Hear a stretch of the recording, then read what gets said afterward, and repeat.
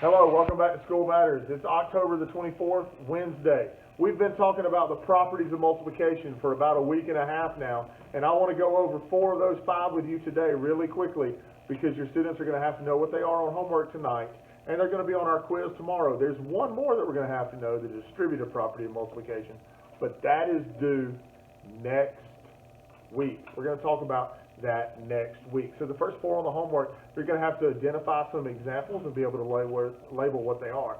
The very first one I want to go over with you is this one, the zero property of multiplication, and that's easy. If you see this equation and there's the zero, there's your answer. It's the zero property. All right? Now, tonight's homework, if you see 1 times 7 or 1 times something in your first few, that's also easy.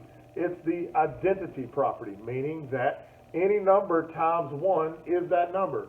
Just like any number times 0 is 0, any number times 1 is that number. 1 times 7 is 7. Now let's jump over here to the 2 that aren't as easy as normal. The first one is the commutative. If you see 2 times 3 equals 6, the commutative property of that is just the reverse. And it lets you know that even though the numbers switch places, 3 times 2, it also equals 6.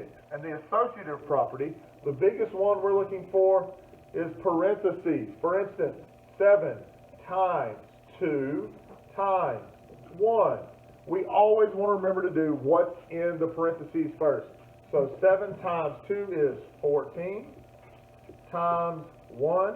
14 times 1 is 14. And that's how you do the associative property. And that's the bottom part of your homework tonight.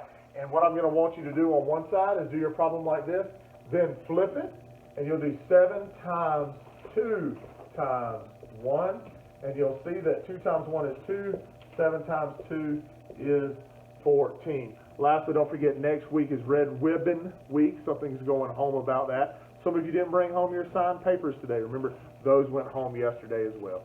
Thank you, and remember, school matters.